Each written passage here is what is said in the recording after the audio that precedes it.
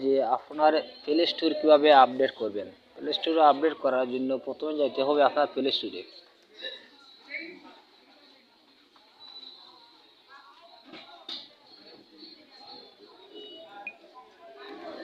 Play স্টোরে যাওয়ার পরে প্রোফাইল লোগোতে ক্লিক করবেন।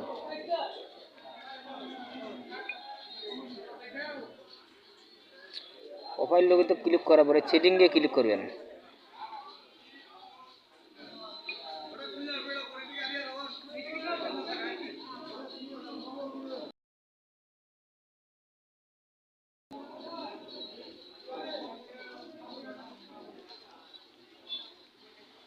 এখানে আছে প্লে স্টোর, নিচে যে অপশন আছে এখানে প্লে স্টোর আছে, এখানে ক্লিক করবেন।